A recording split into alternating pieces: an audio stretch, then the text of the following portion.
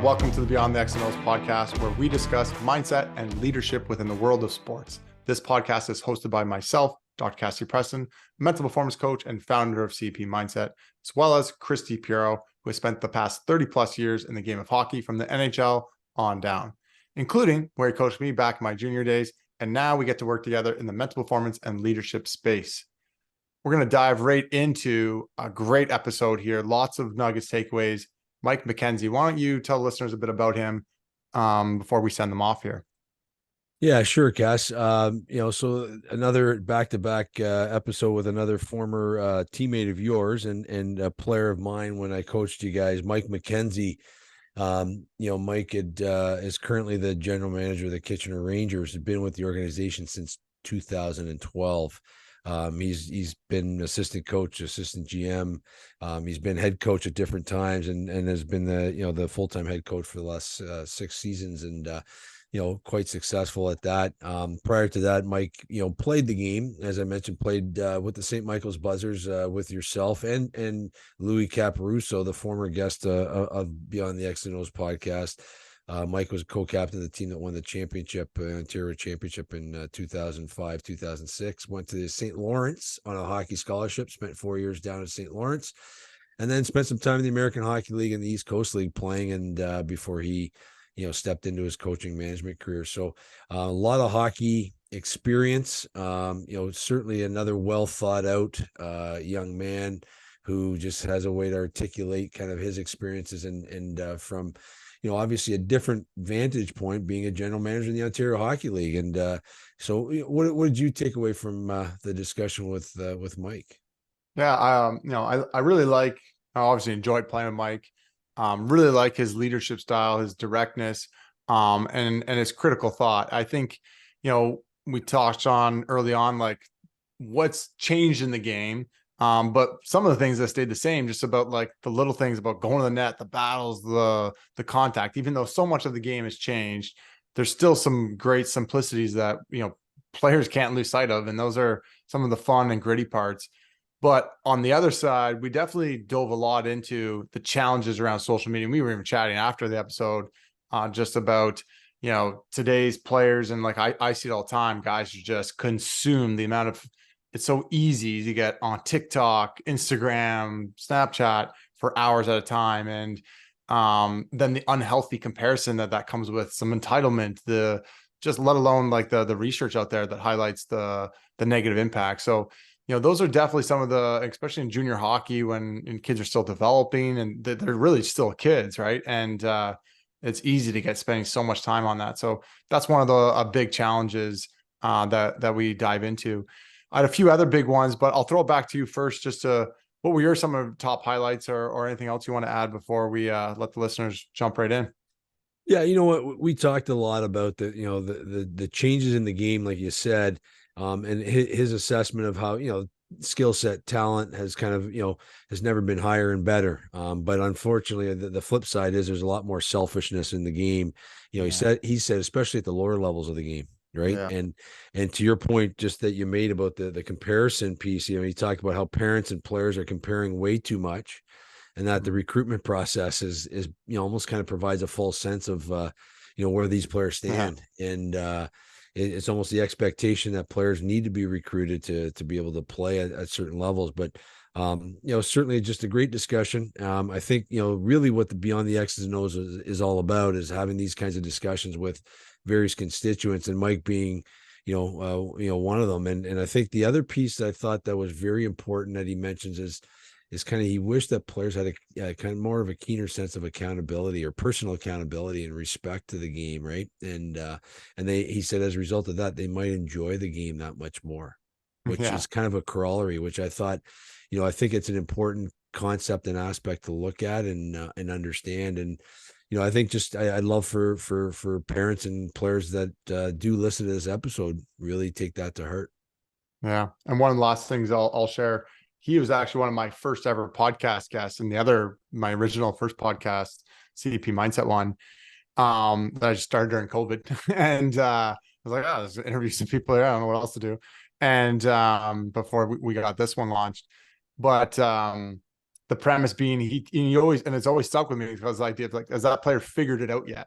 And I use that like this guy's hasn't quite figured it out yet. And so what is it? And we got to dive a little bit deeper into it. And it's really that consistency and effort. And it seems so simple, but so many players struggle with it because of all the different noise in their head. And we kind of unpack that a bit, but it's like trying to simplify the game and what matters most, yet being able to deal with all the noise so that you can have a simple game. And so he has some great instincts. So some great insights on that, and yeah, really enjoyed the discussion. So we won't hold you up from it anymore. We'll let you dive in. A reminder to like, share, comment, reach out with any questions if you have any, and enjoy this episode as we keep going beyond the X and O's.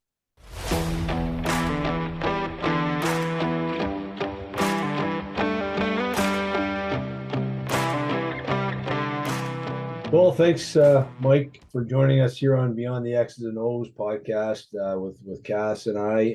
And it's great to have you on. And for the listeners that don't know you, you're the general manager of the Kitchener Rangers. Been with the organization for a long time. And for whatever reason, keeping with the theme of this season's Beyond the X's and O's podcast, you are also a former player of mine. This seems to be the theme of some of our guests here this year. And you and Cass did play together on a championship team with the St. Mike's Buzzers, and you were the captain of that team. So it's great to have you on. Great to see you again. And I know the listeners will get a great great feedback from your insights and whatnot on hockey leadership. But before we get started, just if you can delve into a little bit of your journey. So as I indicated, you captained the St. Mike's Buzzers, won a championship. After that, tell everybody what happened then. Yeah, so those were fun years for sure in St. Mike's, and looking back on it, some of the best years I had in hockey. So it's great to be with you guys, and thanks for having me on. So after St. Mike's, I was fortunate enough to get a NCAA scholarship to go play at St. Lawrence University in upstate New York. So I went from St. Mike's after my 2 years there with the Buzzers and played 4 years at St. Lawrence University, and got my degree at St. Lawrence. And those were really great years for me as well. Met a lot of really good friends I still keep in touch with, and obviously got to play hockey at a high level while also furthering my education, getting my degree. And then after graduating, I went on and played 2 years professional hockey, kind of up and down between the AHL and the East Coast League. I was in Florida for a little bit in the East Coast League, and then a little bit in Charlotte in the AHL, and then a little bit in Houston in the AHL. And 2 years was fun, but I realized that my dream of making to the NHL was slowly slipping away, and it probably wasn't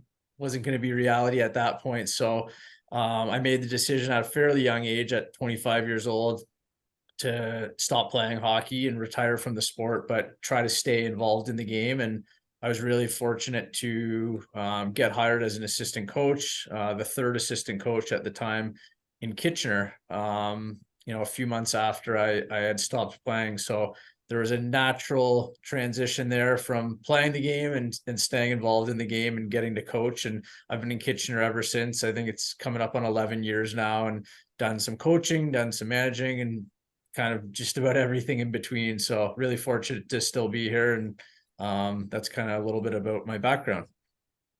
So with that, I mean, in terms of that, Mike, I mean, obviously from your hockey experiences, both as a player and then, coaching and managing, has there been any constants in the game in your mind, or has it evolved? Has it changed? How has it changed, if it has, in your mind? And what have you seen from your set of eyes in the time, let's talk the last 15 years, like your college days to now as being the GM.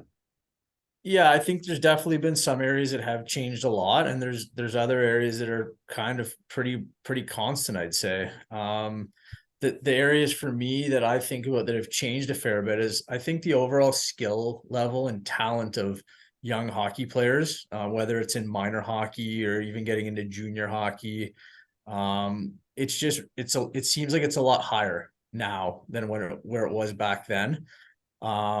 and maybe that's just more of a recency bias thing, but I mean, we see kids come in when they're 16 years old, and we watch them when we're 15 years old, and things they're doing on the ice now, and the way they skate and the way they handle the puck and shoot the puck, and some of the things you see is, it seems like it's at a higher level than it was than when I played. So I think overall the talent of the players and the athleticism and things like that continues to grow. And we're seeing that now with so many young players in the NHL that are coming in and making a mark, on the league, like very early in their career, as opposed to having to kind of buy their time and pay their dues. So that's one area of change. I think another area of change is, and this one's a bit of a negative. I started with the positive, but this one's a little bit of negative, is that the game has really become a little bit more selfish, especially at the lower levels. And I think things like social media, it's really shrunk the world of hockey, and all of the players know each other now growing up. Everyone knows who's in what league, and it's like anything. It's the same in any sport, or even, if you're into something completely different, video games or fashion or whatever, it's everyone has access to so much things now and can communicate so freely that I feel like there's a lot of comparing to other people. Whereas, and you guys can probably attest to this because we're getting up there in age now, is that when I played junior hockey or when I played minor hockey, you just went to the rink and you played hockey and you went home, and like your parents said, good game, or hey, work harder, or do this differently, and your coach would tell you. But there was no Twitter where you could go search your name and see people saying good things about you. And there was no Instagram where you could see people posting your highlights and saying how good or bad you are. And it's changed a lot now. So the impact of that, I find, is really, it can be a positive in some lights, but I think in most times it's a negative. A lot of people compare themselves to others. A lot of people worry about what other people are saying about them, and it's hard not to. But it's so, all the data and all the things are so accessible now. Everyone can punch in your name to Google. Everyone can punch in your name to a search box and find out what people are saying about you. And so that's been a lot different. I think that's just more of a world change that's affected the game. The one constant thing I'd say is, just at the end of the day, hockey's still hockey, and there's a lot of things that are just going to be constant, no matter what. I think no matter what year it is or how many years ago, is that, it's a hard game. Like there's contact there. You have to go to the front of the net to score goals. You have to win battles, things like that. And those things just don't change year over year. I don't think it's just the way the game is. You got to win battles. You've got to skate hard. You've got to sprint the pucks if you want to be successful, obviously. But there's just certain things that have to get done in the game that if you don't do them, that you're not going to be successful, no matter how much skill level you have. So I would say those are kind of like the three major ones in terms of constants or things that have changed that I've seen in the last little bit. Yes, I know you want to jump in, but I got to tell you a quick story, Mike. And a friend of mine coached at the U16 level this past year in Ontario, and one of his players, I guess, was a pretty skilled player. He told a story that at a couple games in a row, he noticed this film crew kind of at each of these games, but they'd only film when this player was on the ice. And after a while, he kind of asked the player's dad, like, what the heck's going on there? And the dad said, yeah, it's for Instagram, and so to your point of what's going on, like the family hires this film crew to follow their son at the U16 so the kid can post stuff on Instagram and for, to get likes and whatnot. So to your point, so with that question, with that kind of being said, what changes? I want to go back in terms of mindset. So a lot of the stuff Cass and I talk about, and the work that obviously that Cass does and I do, and working with Cass is on the mindset piece. Like, have you seen a shift in mindset of the players that are coming through, and whether it be U16 and above? Like, what's your take on that? Yeah, I think definitely. There's definitely a change.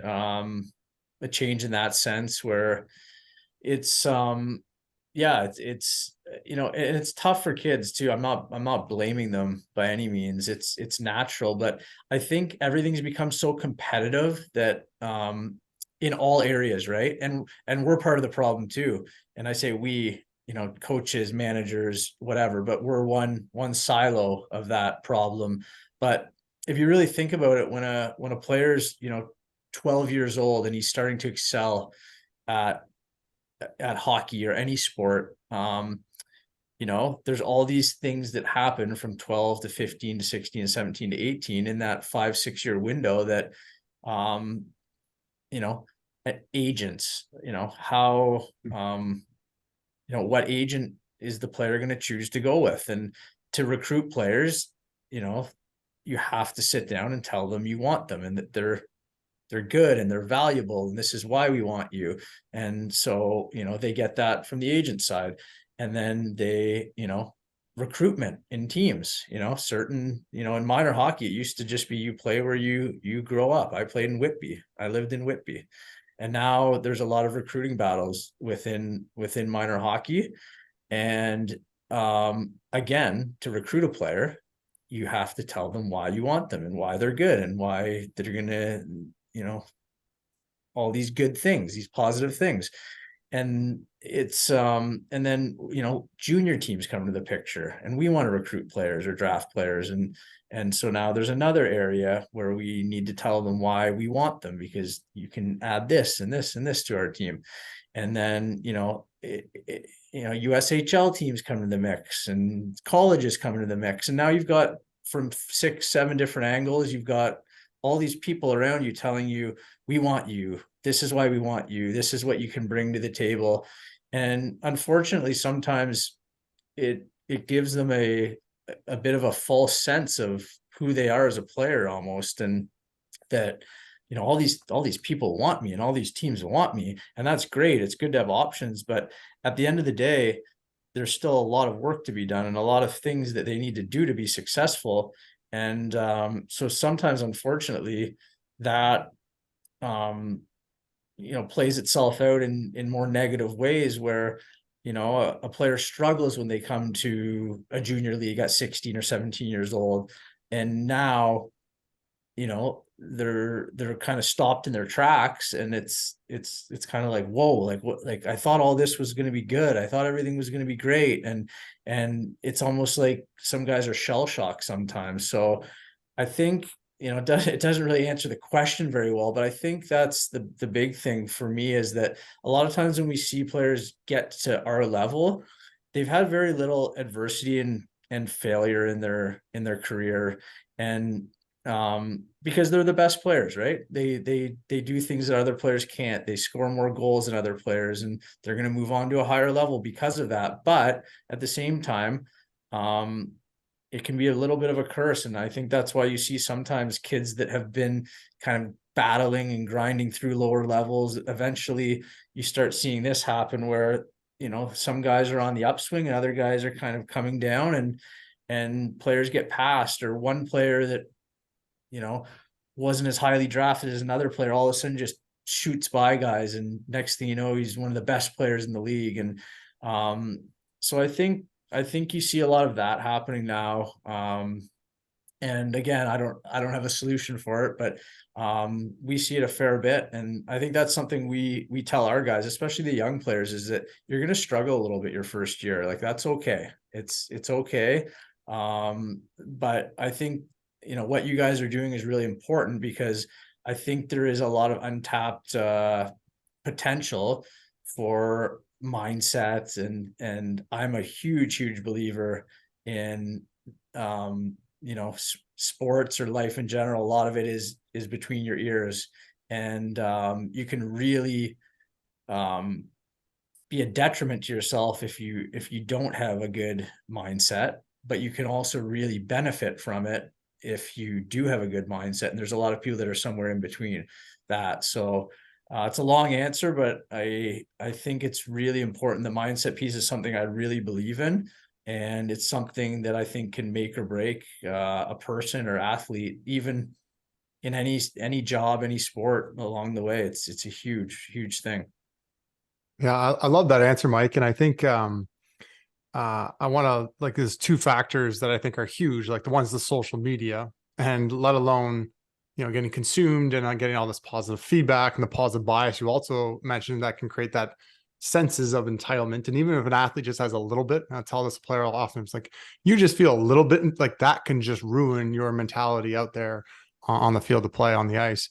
And but you combine that with then people on TikTok and social media, these kids, and how much social media, and there's actually just lots of proven negative challenges with that. You're definitely getting, the mental game becomes more and more impactful, and they're so skilled and they haven't dealt with a lot of adversity. So there's all these things that are coming at like a crux when they get to you at the major junior levels. What I think's interesting are a couple ways to look at it. One is, I'm a big proponent of trying to, and like what you just did, it's like so many people like to tell players, you're good, look how good you are. And I'm like, and so I'm trying to tell players, I'm like, people are saying that because they want to say that, not inherently because it's true. Nobody wants to go around and be like, hey, Mike, I don't think you're that good. Like, you might not get drafted. Like, you might not be on PP1. Like, it's like, no, like so people have this positivity bias around giving positive feedback because it makes them feel better when I say, Mike, you're the best, man. You should be on PP1. Like, you should get drafted high. And it's actually creates a lot. So I'll often like you said, like it's gonna be hard. Like there's gonna be struggle. Prepare for that.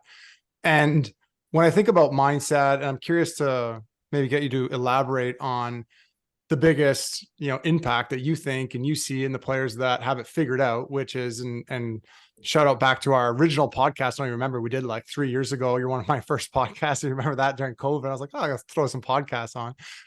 And I still use that line, like players that have figured it out versus those that haven't. Those that have not just an okay mindset and bounce up and down, but have a good mindset dialed in day in, day out. What do you think are some of those key traits, characteristics? I know we talked about some of the book stuff and different things we do, but what comes to your mind when you think, what separates those top players from a mental game standpoint? Yeah, well, the figured it out is a good one because I mean, I was fortunate. This is a little bit of a sidetrack, but figured it out is actually a line from my dad, believe it or not. And so that's something we always use to say, and we still actually use it about players that are on our team, that he needs to figure it out. He hasn't figured it out yet. And what it is that is really just a consistency of effort. Like it's just a consistency of effort. It's like every day when you show up and play a game or practice, you work as hard as you can. And that's a mindset, right? It's a physical thing, but it's also a mindset really, because not a lot of people do it. So if it was really easy and it was just physical, then everyone would just do it and everyone would have figured it out. So I owe that to my dad, that line. But I think in terms of mindset, like for me, there's a lot of different like offshoots of that, and you're more of an expert than me on this, Cass, so you could probably get more technical. But I think it all starts with um like I guess you could say, like for me, like a fearlessness, fearlessness of failing, fearlessness of looking silly, trying a new thing, fearlessness of being great, fearlessness of pissing someone off in a drill and practice because you don't care, you're getting better, like all these things. And I think it all ties back in probably to like the growth mindset, right? Like which everyone by now is pretty well versed on, and that you come to the rink every day and you have a zest to get better at whatever you're doing. And there's some good days and there's some bad days, but whatever you're doing, you feel like if you put work in and you work on it and you work hard at it, then you will over time improve. So I think that's the general one for me, is that just consistency of effort, consistency of having the mindset of coming and getting it done, having a growth mindset, knowing that you can improve things, not fearing failure, and just, I mean, you mentioned certain guys have it and have figured it out. Like you can see it. There's just some guys, and I call them like it's just like a killer instinct mentality, where or just like they're killers. I call them, where they're just like they just have it. You know what I mean? And we see guys in our league that just have it, and they're just like I guess the kids say now they're dogs, or they got that Yeah. dog in them or whatever. I Yeah. forget Yeah. now, but they're just, I call them killers. Like they just have that killer mentality where nothing phases them. They play hard, and they have confidence, but it's not cockiness. They have swagger, but it doesn't cross that line. They're confident in themselves. They focus on themselves. They don't worry about what other people are saying, like all these things. But eventually, I think it all wraps into a fearlessness of just getting better and having a growth mindset, really. Yeah. I love that. I'll just do one follow up here where I think it's funny, like it's like just consistency and effort. Like that's when you can see that and show that, and it sounds so simple, yet it's surprising how many players won't do it. And often because of some type of fear. And usually like fear is always the root thing, why someone's in their own head, what's holding them back, why then they're not giving their best effort, whether that's they're struggling with confidence or beating themselves up. So then their effort, they hesitate, or they're overthinking and they're trying to be perfect, or they're getting like anxious and there's not clear in their mind who they want to be and how they want to show up. And I think I love always using in like the narrative around who do I want to be, and the alter ego kind of work we do, which is like, from Todd Herman, the Black Mamba, which talk about killer instinct, like Kobe had that in him. So I think there's a lot of simplicity in what you're saying. And it's funny. The other thing that popped out, you said, is like consistency and effort. Like my business name, CEP Mindset, it's like CEP is consistent elite performance. Another way we could just frame it is consistent elite effort. So it's kind of like, maybe I should change the business name, but I like, it's like, because it's about what's in your control and being consistent at that and showing up day in, day out. And no, so I like what you said there. Is there anything that resonates? And then maybe I'll pass it to Chris to dive deeper around the things that they're fearing the most, of whether it's mistakes or worrying about what other people think, or the overthinking, or their confidence tying it to the results. Anything stand out when you think about the players today and within the Kitchen Rangers? I think this is where it gets tricky, because I think everyone's fighting a different battle, and there's not, I wouldn't say there's one thing that stands out, but I think if I went through every player on our team or player that we've coached, everyone has a different little battle they're fighting. And not every person, some may be similar. Some guys might have a bit of a lack of confidence. Some guys are too confident, right? Mm-hmm. And that's hurting them. Some guys are fear of failure. Some guys are scared of the coach, maybe, right? Yeah. Some guys are scared to make a mistake, and they're not playing as free as they should, and they're tense and they're locked up. Some are scared of fear of their parents, right? What might their mom or dad think or say on the ride home or whatever after the game. So I think there's all these little offshoots, and I think it's the same as life really in general, right? You walk around and there's people on the street, and everyone's got something going on, right? And some people have big things that are going on at that time, and other people have little small things, but no one's perfect. No one has a perfect life, and everyone's dealing with something on the inside. And I think that's where good coaching and good support comes into play, because you can help people with that stuff, and some things might be really small things that can be just fixed with a little tweak, and other things are really big things that are habits that have been built in to a person or player since they're 3-4 years old, right? And those are really, really hard to break. So I think it's really player specific. We touched on a few of them, but I think those are some of them. The fear of failure, the fear of parent, the fear of coach, the fear of not being as living up to their potential. There's a million different ways you can go with it. And I think every kid or every person's fighting their own kind of battle within and trying to find their bearings. And some are fighting bigger battles, and others are fighting smaller ones. Yeah, I love that. If I could jump in there, then that's where it almost wants me to lead to, the idea that you have this myriad of kids fighting, different battles, like you say, and everybody's kind of, some are similar, some are not. And that's so true. All the more reason then to have an environment. And I know you're big on kind of the culture and environment creation, and kind of like, and as am I, and the idea and the notion of building a culture and an environment of, where people can grow and develop and get better.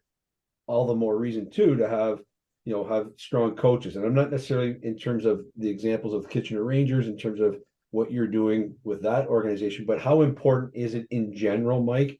We've got coaches who are listening to this show who are coaching minor hockey. We got coaches who listen to the show who are coaching pro. So how important it is, based on what you just said, is that coach and coaching staff to the creation of an environment where, recognizing that players are fighting different battles on, off the ice, how can they create an inviting environment so those players, A, can come together as a team to grow and develop and be better as a team, but B, they can individually grow, because as you mentioned earlier, people seem to want to be individualized a lot more now in terms of their pursuit. So, it's kind of a tough question, but certainly in general, from a coaching staff leadership perspective, how important is that? It's huge. It's everything, really. I mean, at the end of the day, and especially at our level, we're dealing with, and I'll speak more about our level of play just because that's what I'm more familiar with in our league, but we're dealing with kids that are from 16 to 20 years old, and a lot of them are away from home for the first time. Their parents have sent them here. They've come here, and they're here to play hockey, and they're here to try to move on and play pro hockey at some point. And a lot of them have dreams to play in the NHL. So, if you just look at the age we're getting the kids at, this is a really, really important time in their life, in hockey, obviously, but also just in life in general. And their brains are not developed yet fully. and we see that sometimes with some of the decisions that are made off the ice and on the ice sometimes, but it's really, really important that we support them, and provide them with an environment that is fun. I don't know if that word gets used enough now, even though it sounds corny and cliche, but an environment that's fun, an environment that is safe, an environment that is accountable, an environment that's hardworking, and ultimately an environment that is going to make them better. And that's as a person or as a player. So when they leave here, when they're 19 or 20 years old, they can look back and hopefully say that, you know what, wow, I really improved as a player. Did I make the NHL? Maybe I did, maybe I didn't, but I got better in my 3 or 4 years when I was in Kitchener, because those coaches and staff, they helped me so much on the ice, and my game got better and all that stuff. And then there's a whole other side of it. And sometimes this is almost more important, to be honest, is that did they get better and improve in life and as a person? So when they leave here, they can look back, whether they go to the NHL or a pro league in Europe or U Sport, or they just quit hockey and get a job.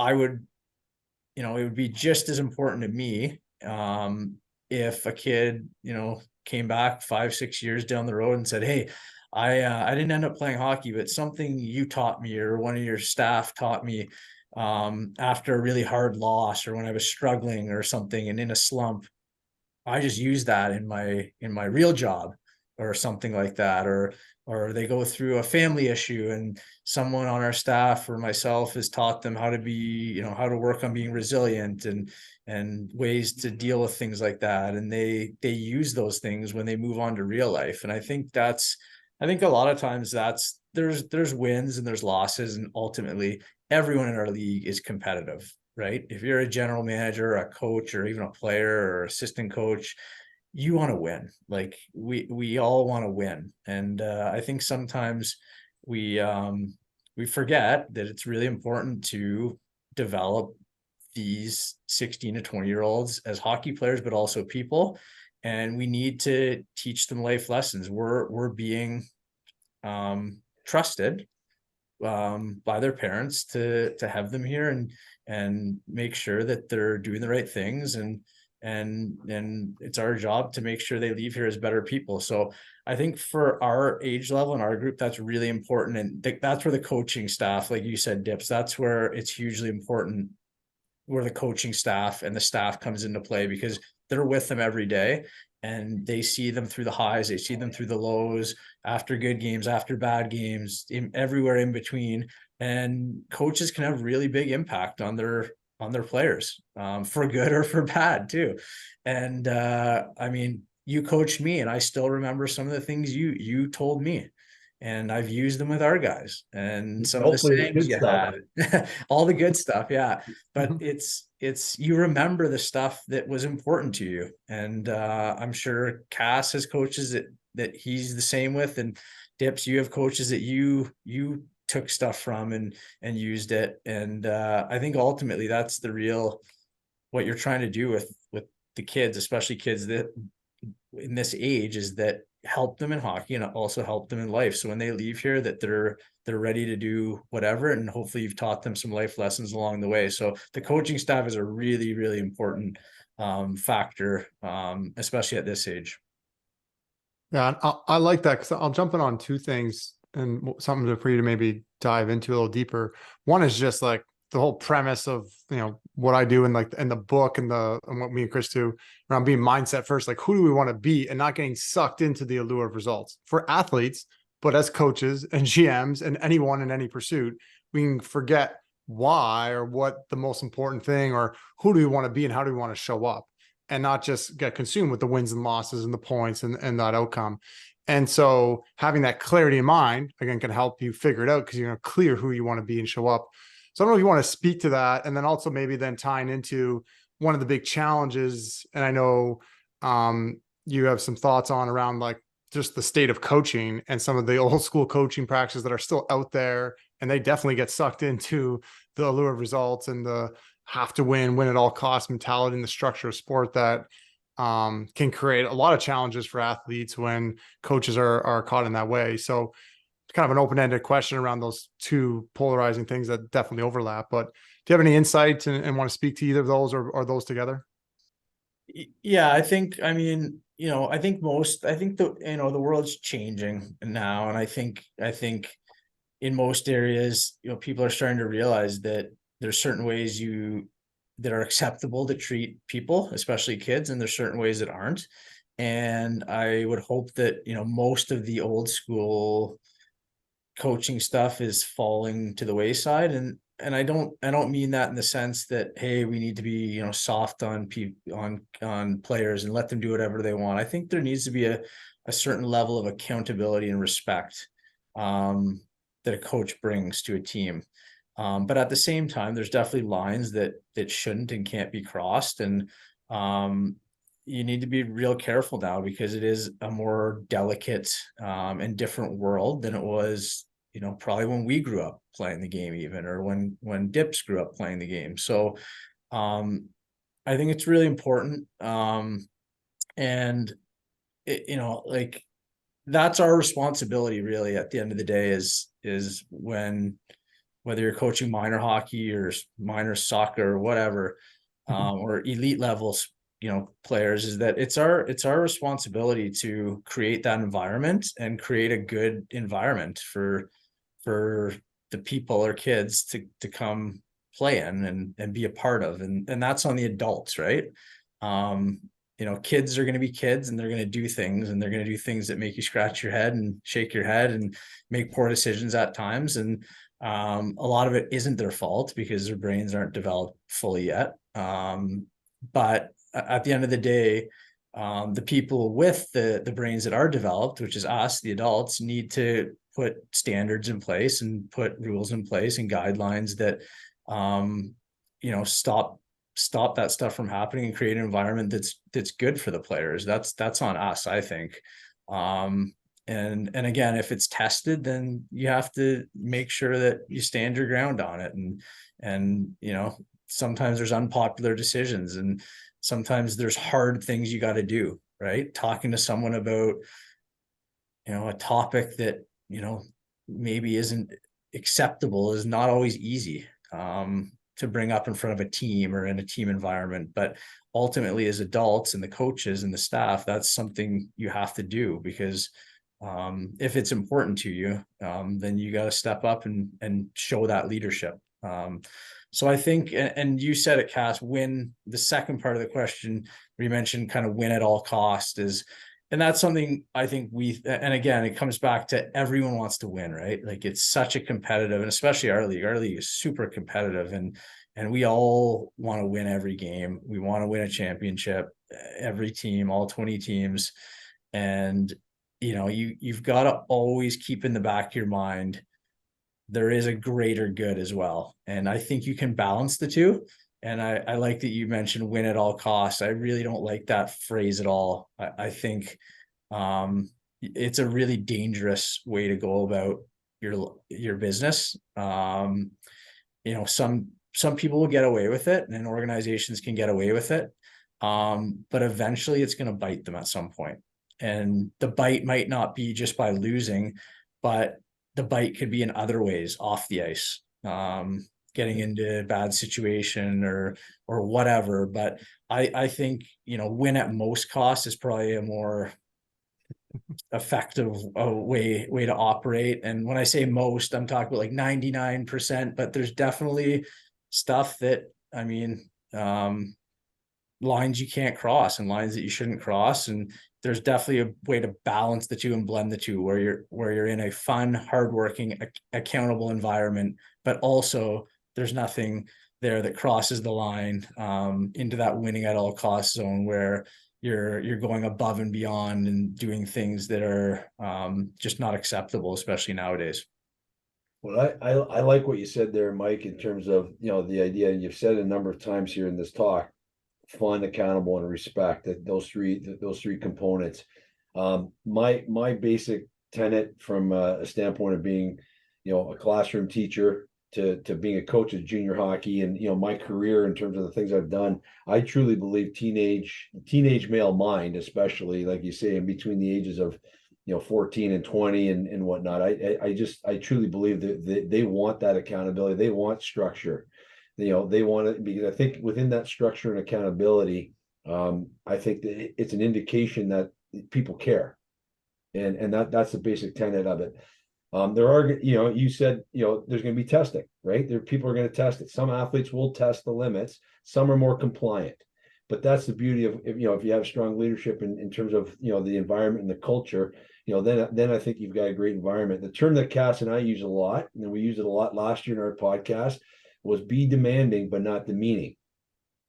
And I think a lot of coaches misconstrue the demeaning component to think that that's how they have to hold their athletes accountable. Can you speak to that in terms of that nuance, being demanding versus demeaning?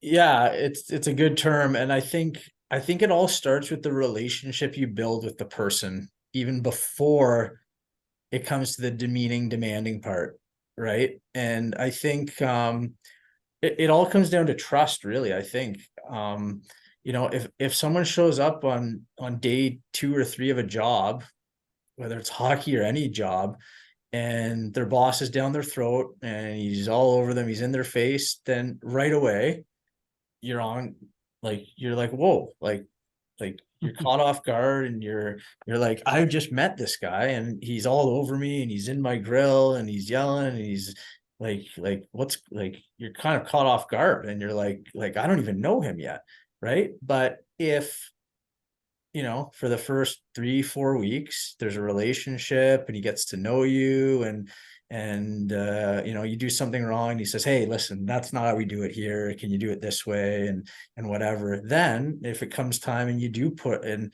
heaven forbid, you do push the limits on something, or you get out of line, or you're not holding up your end of the bargain in terms of your job or work ethic or things like that, then maybe he can come in and say, hey, listen, not good enough.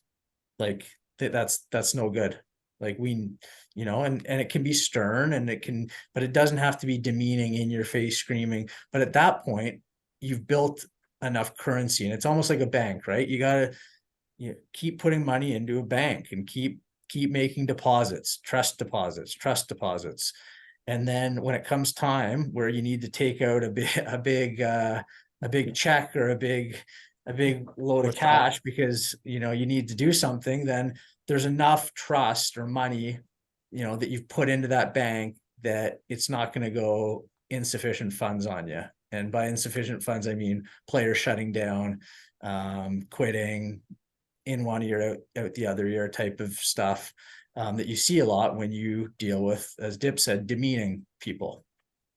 So really, I think for me, it's building the trust, building the relationship. So when you do have to be hard and you do have to be stern, that they know it's coming from a place of respect, and they know it's coming from a place of wanting to see you do well, as opposed to just jumping down your throat right away and you know, you barely even know the person yet. So it's all about people, it's all about relationships. And the truth of that is that people and relationships are messy business. A lot of time people are messy, right? And when you have 20 people or 24 people on a team, it's very messy because now you've got a lot of people. So that's just part and parcel for what you deal with as a coach, or what you deal with as a manager or a leader of any organization, whether it's in business or sport. So I think it's all about the trust, and it really comes down to, you know, that's a really good saying is, you know, you can hold people accountable, you can be stern, you can demand certain things that you want in your organization, but you don't have to do it in a way that's demeaning. You don't have to do it in a way that's toxic. You don't have to belittle people or bully people. Those are some of the things that crosses that line of that we were talking about before. Love it. Yeah, no, and I think it was Brene Brown had a similar like marble jar of trust kind of like thing where you're building up trust and you want to be putting deposits in more than taking too many withdrawals. So love that analogy. I got a few things here before we wrap up. I don't know, Chris, I know you were interested. I think you guys had a new hire recently, new head coach. I think that's quite an interesting topic discussion. I don't know if you want to elaborate on that. I think I'm a big fan of thinking outside the box, doing things different. I think that we need more of that in sport in general. And so big advocate of that. Do you want to dive into that as we start to wrap things up? Yeah, it's really exciting. It was a long process, hiring a new head coach. It ruined a lot of my summer plans, but it was really interesting though, getting to talk to a lot of different people from different walks of life, different backgrounds, different leagues, different coaching experiences. So I found that really interesting. And again, it comes down to people. We interviewed a lot of people, and you get to know people more. And it was really interesting to see how different people answered questions in different ways. And something we tried to do actually that was that made the process even more interesting for me, at least, was that in our first interview with everyone, we had a very strict and standard list of questions that we were going to ask, and we kept it very consistent for everyone. So we were hearing like numbers of people answer the exact same question. And so, you know, instead of jumping around and jumping and, you know, talking hockey right away, we focused a lot of our interview on them as a person, which was really interesting. And how they see themselves as a person and a leader, and where are their flaws and where are their strengths and things like that. And then we got into the hockey stuff, obviously, too. But it was really interesting to hear different people answer the same question. And once we started, you know, the first two are kind of like, okay. And then, but once you started seeing 4, 5, 6, 7, 8 people answering the same question over, it became really clear at whose answer was the best at that point, because you had this like group of answers now, and you could all kind of compare them and contrast them. And you could do that for a number of different questions in a row, because we kept it very consistent. And we didn't jump around, and we kept it very strict in that sense. So that was a really interesting part of the process. But getting into UC, a Hocus who we hired, it's obviously different. I think he's the first European head coach in the OHL, maybe CHL. I think there was another one along the way, but recently in kind of the more modern last 10 or 15 years, I think he is the first guy.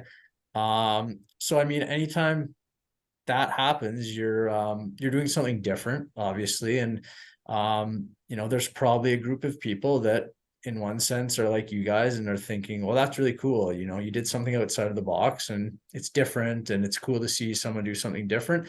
And there's probably another group of people that are, you know, rolling their eyes and saying, oh, there's thousands of coaches in Ontario. We have the most hockey players around here, and we probably have the most hockey coaches too. And you guys had to go all the way to Finland to get a guy. Like you're trying to reinvent the wheel over here, look smart. And we really weren't. At the end of the day, UC's resume speaks for itself. And we had a lot of different boxes we were looking to check, and he checked a lot of them. And he's had a lot of success working with junior age hockey players. And that was a big one for us, because one thing I've found and lesson I've learned is that junior hockey is a lot different from professional hockey, and coaching junior hockey is, I think, a lot different than professional hockey. I've never actually coached professional hockey, but I've talked to a lot of people that have coached professional hockey, and I've seen different coaches come coach junior hockey from professional hockey, and it's definitely a different animal. So I think UC's resume with the Finnish national team, his resume working with junior age players, and he's been coaching for 20 plus years. He has a lot of experience. So from a hockey standpoint, it was very obvious that he was extremely qualified and one of the most qualified people that we've had by far.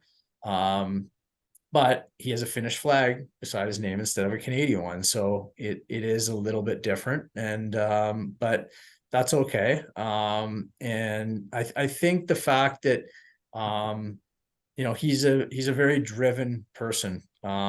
He's going to move here with his family. He's got three kids. He's coming to a new country, moving a family. I can't even imagine. Some people move 2 streets over, and it's a big chore, right? We've all moved before, but moving from a country with another family, I think it really shows his passion, drive, and dedication to coming here. And his passion to be a coach. He's all in, and he's invested, and he wants to get better, and he wants to learn the North American game, and eventually, move on to the NHL or pro hockey at some point. So there's a lot of really different things we liked about him. Resume speaks for itself. Is it a different hire? Yes, but we're definitely excited to welcome him here. For the record, I was one of the ones who did text you and said, great hire. I like the fact that you were thinking outside the box. I thought that was it. I mean, it anything that can be disruptive in terms of thought processes in the marketplace, I like, because it's just it's looking at things from a different paradigm. So, good for you, and good for the organization to do so. Yeah, and I love 2 insights there. One around one of the first questions, and probably a really strong thing, is like, how do they see themselves, and assessing them as a person and how they self-reflect. And I think is, you're trying to assess their own character in a way, and how they conduct themselves, carry and self-reflect. And as well as, I think it's very important, working with pros and also working with junior guys is different, and they are different, and coaching them is different. And we've seen guys that at the pro come down back to junior, and it doesn't quite, they're not relating, connecting, and necessarily leading. So love to see the approach there. Well, I want to, start to wrap this up. I don't know, Chris, if you have any final questions, but Mike, is there anything else you want to make sure to share today? Thoughts for leaders, athletes out there, insights on both mindset and leadership? No, I don't think so. I think you guys covered a lot of really good topics, and you'll continue to cover a lot of really good topics. And I would just urge young athletes or young hockey players to really focus on their mindset and make it a priority.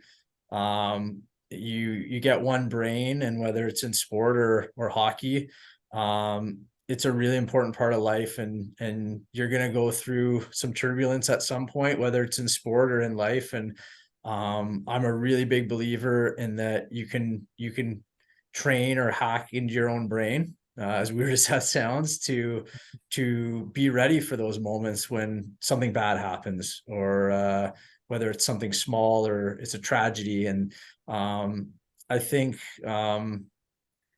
now with mental health being so prevalent, it's obviously becoming more important. But everyone knows someone now that's struggling with something, or having a rough time or whatever. And I think the earlier that kids start to understand their own brain and understand how to tap into it and learn some of these skills that you're teaching, Cass, and some of the stuff that you guys talk about here, they're going to be really in a good spot moving forward.